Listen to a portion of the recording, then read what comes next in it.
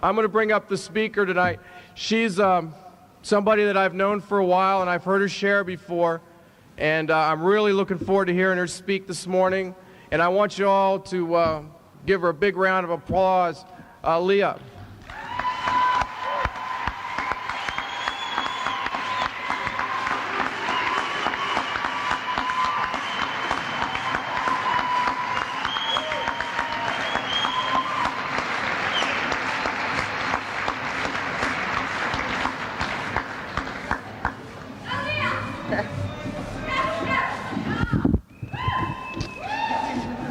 I'm an addict. My name's Leah. There's a lot of people in this room. You know, I've never had to do a meeting quite this large, to say the least. And it's so funny because in my area, whenever we have an event that has like food involved, it's generally me who gets involved in the cooking. And people, when they heard I'm doing the breakfast, they're like, "Isn't that a lot of people to cook for?" You know. But I feel more at home cooking than I do speaking. I have to say that this is probably the scariest thing I've ever done, except walking to my first Narcotics Anonymous meeting, because at least here I sort of know what to expect, and I had no idea what I was going to get when I picked up the phone and I called Narcotics Anonymous. And the man who answered the phone is here, and you know, it's sort of like if you're a newcomer and he gets a hold of you, that's the beginning of the end. It might take a while, it might take a few years, but he will never give up on you, and he will always be there with a hug for you. And you know, I give him a lot of credit, because when I got here I was real difficult, and you know, and I didn't understand some of the simple things he would tell me, like, just don't pick up, you won't use, it'll get better. But you know, I thought I was different. You know, in my active addiction, which, you know, went on for a long time, but I got clean when I was 26, and that was about as much as I could take. You know, I'd been through, I never went through like a treatment center for addiction, but I went through a lot of psychiatric hospitals, starting when I tried to kill myself when I was 15. And,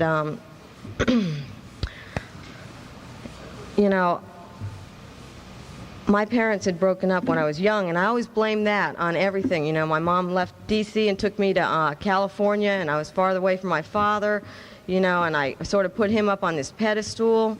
And I always said I wouldn't make those kind of mistakes. And,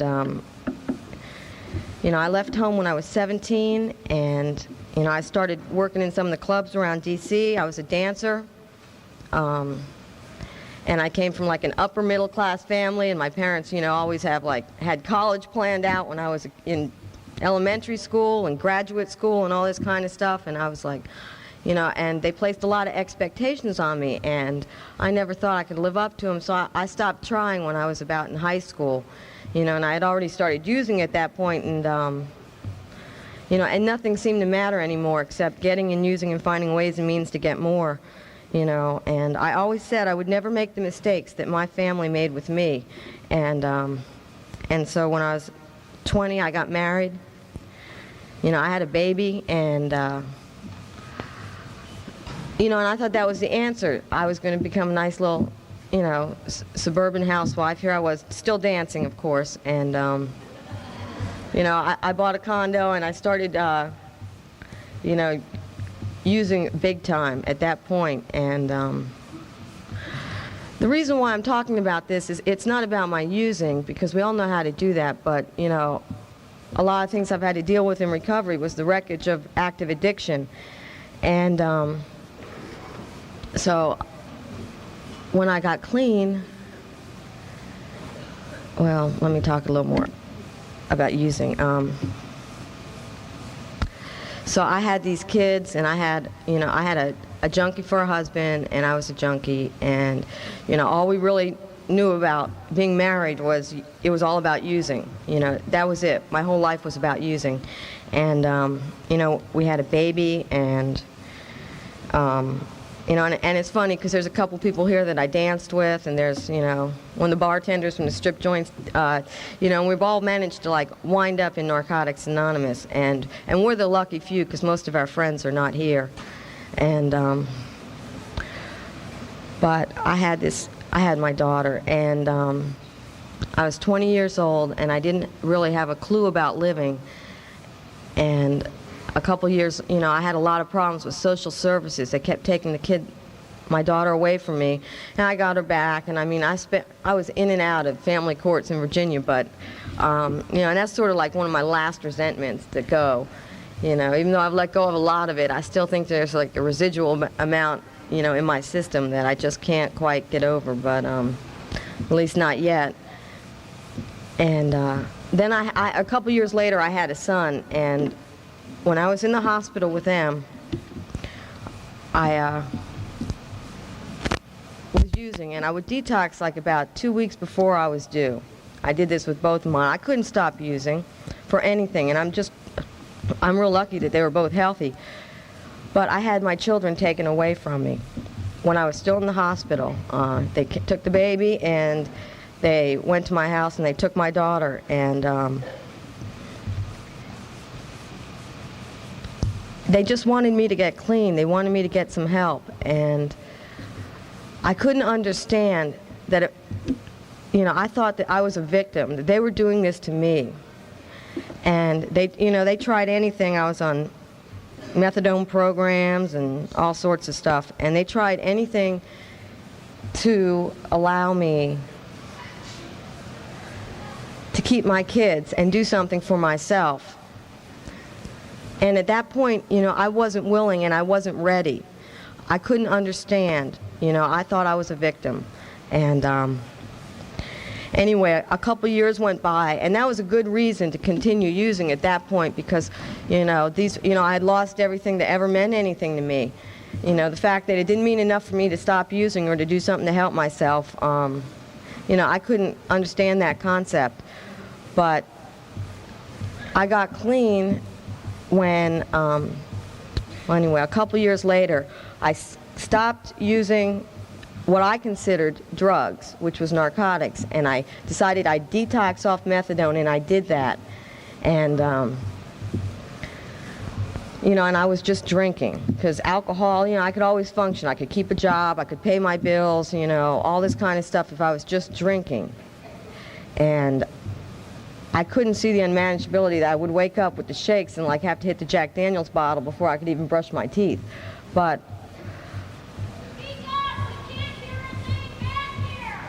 okay.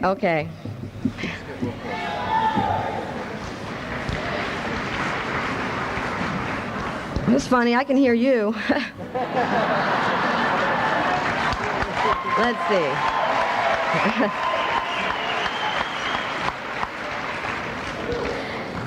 Anyway, at this point I was drinking, and it was getting real bad, and it was making, you know, what I considered drugs look good. And, you know, I got to the point where I made a decision within myself, and I said, I cannot do this again. I know where this is going to take me. And at this point, I'm pretty much willing to do whatever it takes. And I picked up the phone, and I called the Narcotics Anonymous helpline, and this guy got a hold of me. And he talked me into meeting him at meetings, and you know, I was still using. I certainly didn't get clean then. I didn't have insurance. Dancers generally don't. And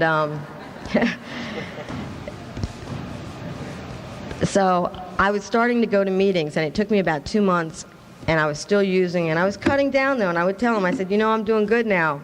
I'm only doing half of what I was before. And that's how I always looked at it. You know, it was always like degrees. And after about 2 months of this, I said, fuck it. You know, these people looked like they were happy in the meetings, and they looked like they were doing, you know, well, and they were living life and enjoying life. And I said, okay, this is it.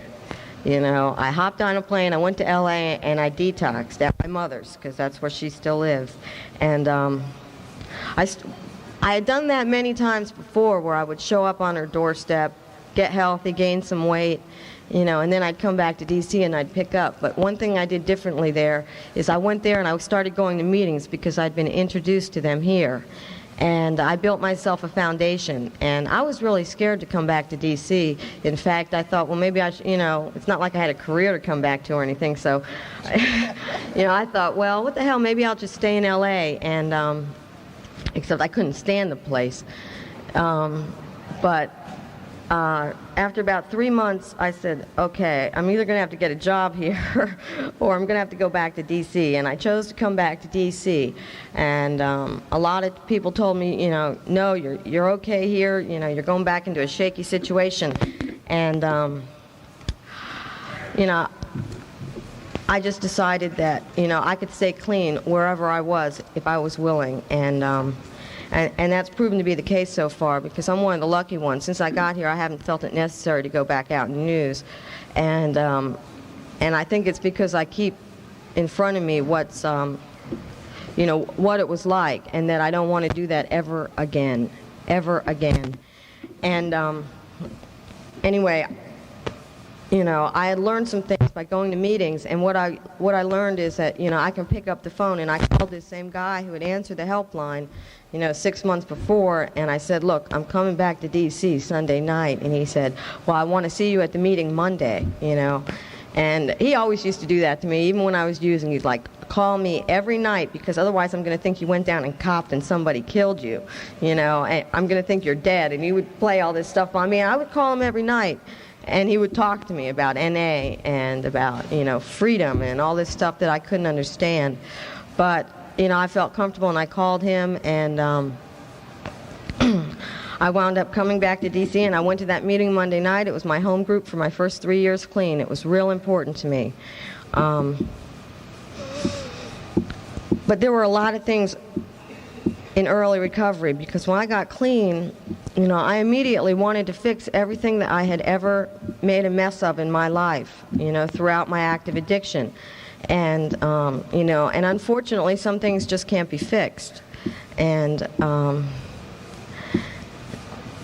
this is the most difficult decision I ever had to make in recovery. And I had maybe 6 months clean, maybe 8, and I was sitting in a meeting, and I kept thinking about, I have a 5-year-old daughter and a 3.5-year-old son, and, I'd sort of like to go back and, get the custody of them again. And, when they had been put up for adoption, they were in a nice family, and I used to visit them a lot before they were taken away from me, and I used to have these things with their foster family, and they were put up for adoption. I would never sign the papers, and I always had this reservation. I would go back and really fight it one day. But I had to make a decision, and I kept thinking about this, and I wanted to go make everything right that I had ever made a mess of. And I just, I came to this, awakening. I don't know if I want to call it a spiritual awakening, but I came to this awakening that, not everything can be fixed. And why would I be doing... First, I had to ask myself, could I really be a parent? Was I really able to take care of 2 young children, all by myself, and recover and do all these things? And would it really be better for them? And that was probably the first time where I had to, take a look around and ask myself, what's best for the other person? And, for my children, I think the best... I had to, make this decision, and I agonized over it for months. The best thing that I can do for them is become a better person and stay clean, and perhaps sometime in God's time, they would be placed in my life, and perhaps we could build a relationship. And I don't know if that'll ever happen. I sort of have faith that it will, but. I really don't know, and it doesn't really matter, because I'm becoming the kind of person my children can be proud of, whether they see it or not. There have been a lot of difficult times in my recovery, but that has got to be the most difficult, and it was, early on. Once I started looking at things in this positive light, it was easier for me to do that.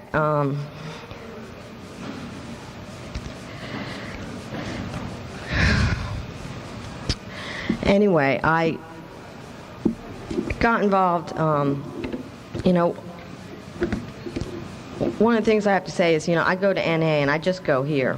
And it's been real important for me to like make a commitment and to stick with that, you know, over the years. And, you know, I sort of found my home here. I feel comfortable. I know the people in these rooms are just like me. And I don't know, Susie said you couldn't see anybody here. I can sort of see faces way down the road. And it's, yes, Karen, I see you. Hi.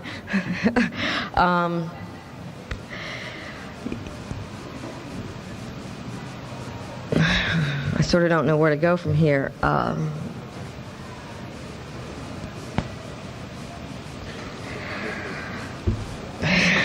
Thanks, Paul. You know, when I got clean in Northwest Washington in 1986, there were not a lot of women in the meetings. And I'm talking about this because, you know, when I needed a sponsor, there weren't a whole, in fact, you know, I could probably count on one hand the amount of women that I came in contact with that had over a year clean. And, you know, they kept telling me, get a sponsor, and I kept looking and looking. And, you know, I had a hard time with that. And, you know, I still do because I went the first 6 months clean without a sponsor. And, but I would talk to people, and I did have a support group, but there was like a few of us that got clean, and, you know, I had 90 days, and they had 6 months or 8 months, and only a couple of them are still clean. But I finally found a sponsor, my first sponsor, and she sponsored me for a couple years, and she was my friend, and she was somebody I could relate to, and you know, it was a good thing for me to finally find somebody, another woman that I could trust, because the kind of environment I had spent my, you know, early adulthood, so to speak, not that I sort of feel like this is still my early adulthood, because, you know, I didn't really learn what being an adult was till I got clean. You know, she became very, very close to me, and, you know, I'm saying this because it's sort of sad that she's still clean, but I don't have contact with her, and a lot of the people that I got clean with have sort of drifted away from NA, any fellowship, not just NA. I don't think they go to meetings, and I sort of ponder on this sometimes. Why, you know, why have I continued doing what I'm doing for so long? It gets boring. I get tired of going to the same old meetings and seeing the same old faces, you know, but I don't get tired of being clean or the benefits that I've gotten out of it, you know. I have a new sponsor, and she's actually here tonight, and I don't think she's been to a convention since I asked her to be my sponsor in Williamsburg, Virginia, you know, 3 years ago.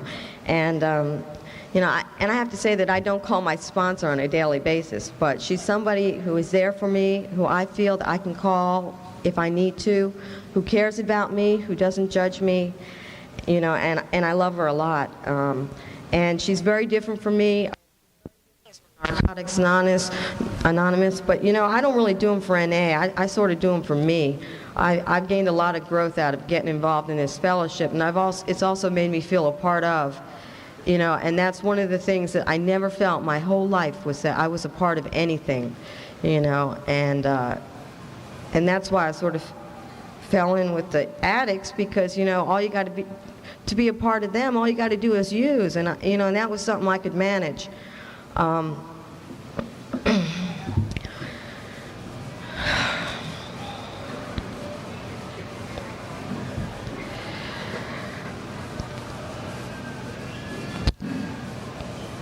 I want to talk about the last couple of years now. You know, a lot of really, really good things have happened to me. You know, here we go, relationships. When I was 6 months clean, you know, well, actually, when I was 5 months clean, I went to a convention. It was in Norfolk, Virginia, and I went because I'd heard people talk about conventions all the time, and I said, okay, the next one that comes along, I'm going to go. And that's what it was like back then. It's like a convention came along and everybody left town. So this one came along and everybody was leaving, and I was scared of like being at home in a meeting without anybody there, so I went too. Anyway, this guy from our area, who I really didn't know, was there, and I started talking to him, and then another convention came along the next month. In fact, it was first CMP convention in Annapolis, and I said, all right, you know, because at that convention in Norfolk, Virginia, I got the first time I ever really felt that no matter, you know, who you are, what you are, if you're an addict, you belong here. Because here we were in Norfolk, Virginia, and there's a bunch of bikers and rednecks and the people from Richmond, and they're from all over, and we're all sitting there, and you hear these big guys with tattoos talking about their feelings and crying in a meeting, and you start realizing that no matter what we look on the outside, the inside is that we're all the same and that we're all scared. And anyway, I was there, and and things sort of clicked with this guy, and I had just gotten to a point where I was pretty comfortable, like being alone and going to meetings and like getting speakers for a couple meetings that I was the secretary of, and I had finally like got an apartment on my own, and and things were all right. And so it's like my higher power placed this guy in my life, and I have to say it's the first healthy relationship that I was ever in. And it was like a great 6 months. I enjoyed myself. I had a blast. I didn't really project into the future, like where was I going to be with this guy in 5 years, and we had a close relationship. I could talk to him. It was the first time I was ever clean and could talk to a man about how I felt. And at that time, maybe a week before my first anniversary, he was transferred out of D.C., and he left town and went to Pittsburgh, And it was like, we talked about this, and we went back and forth on it, and neither one of us really felt like this relationship was like going to be like a lifelong commitment.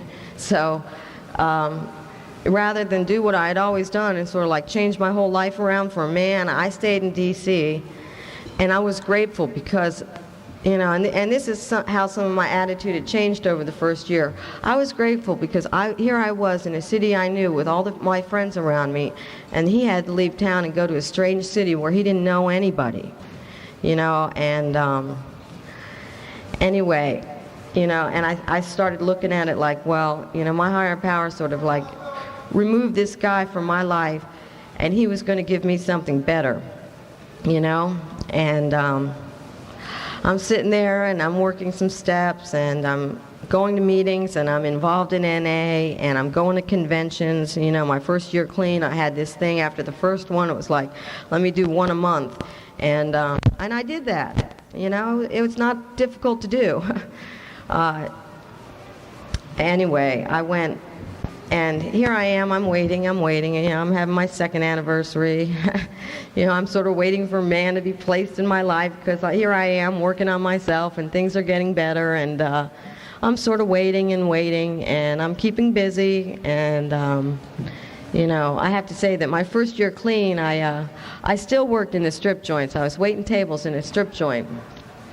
It's a real comfortable environment. I was able to make enough money. I sort of said, well, I can't work nights because I have to go to meetings, but I worked a day shift, and I went to meetings, and I got involved, and people didn't judge me. That's one of the things I really like here, and and I stayed clean because this was my first commitment, and that was a job. And a lot of people would say, how can you do that? Isn't it demeaning? I could probably still do it today. I really don't think there's anything wrong with it. I hear a lot of people in these rooms talk, when somebody comes in and they're like, you can't do that and stay clean. Well, why not?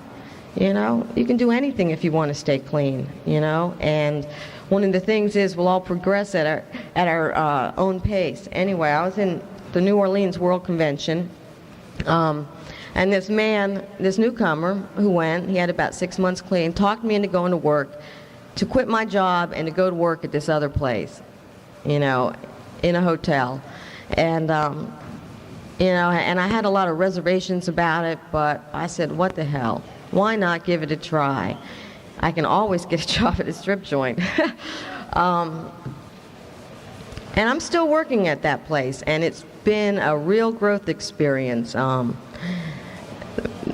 There's a lot of problems with management there. They turn over like monthly, but I've managed to stay there and work with a lot of different people, and sometimes it's harder than it is at others, but here I am just going along. I've got 2 years clean. I've got 2.5 years clean. I'm sort of waiting for like somebody to be placed in my life. And I got to the point where I was so comfortable. Here I was. I had more freedom than I'd ever had in my whole life.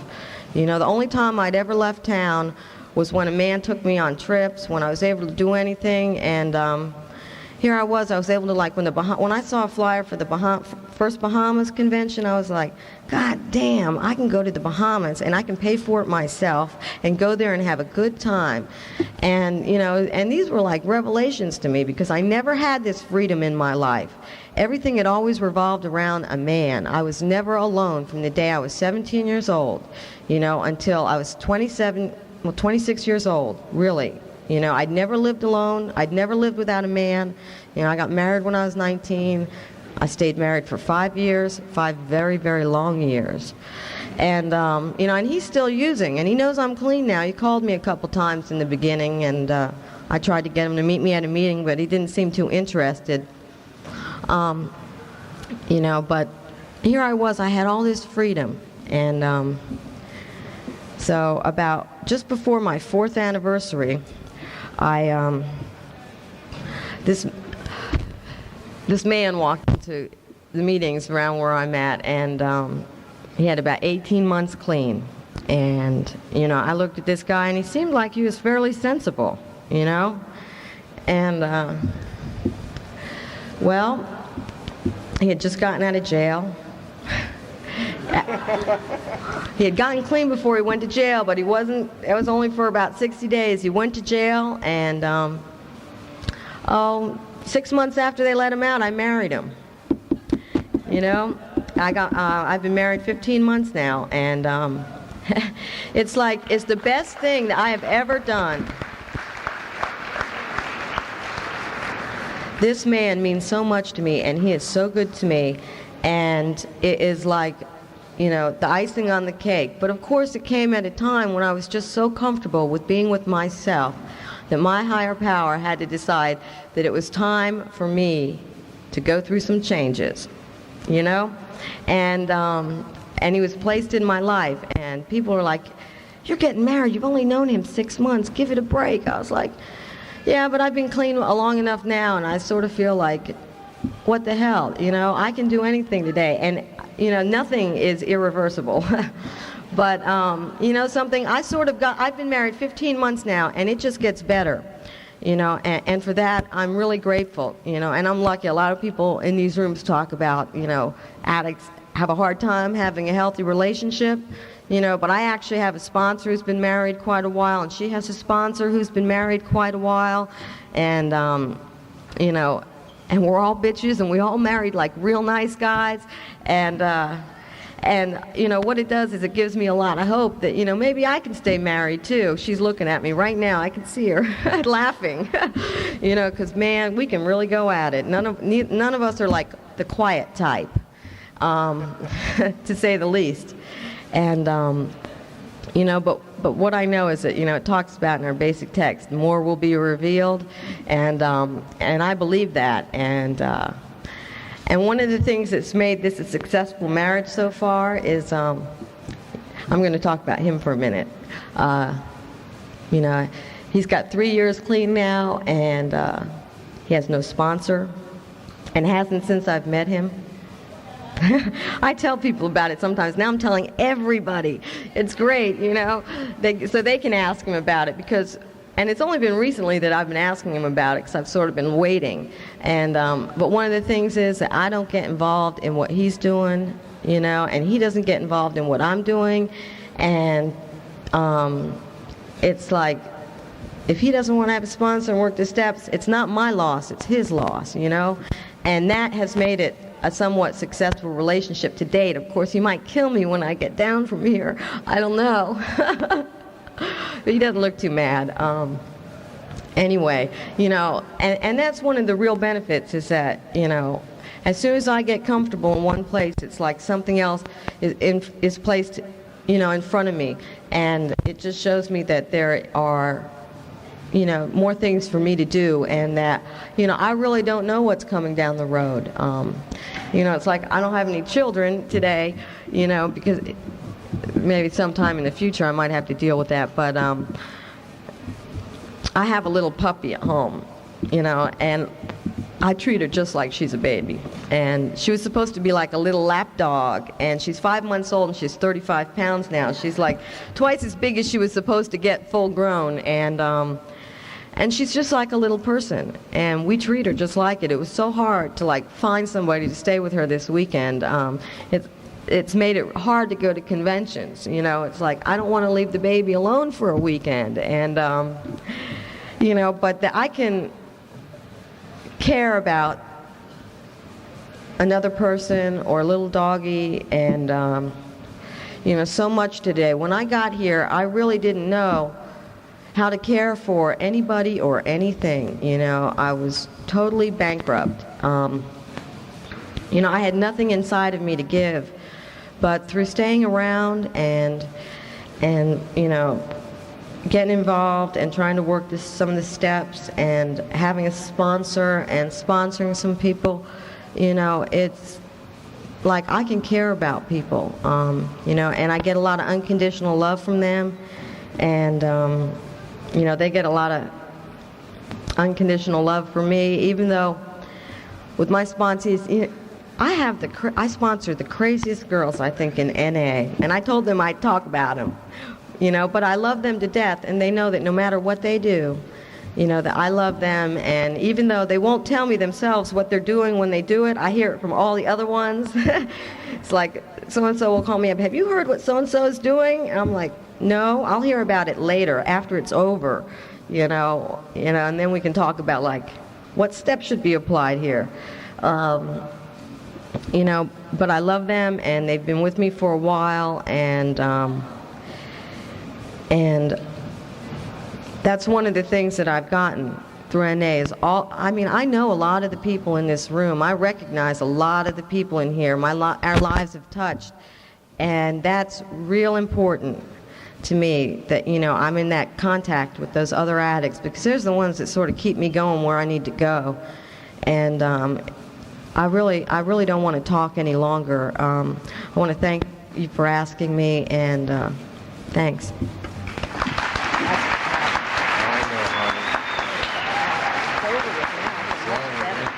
Okay? Yeah, thanks.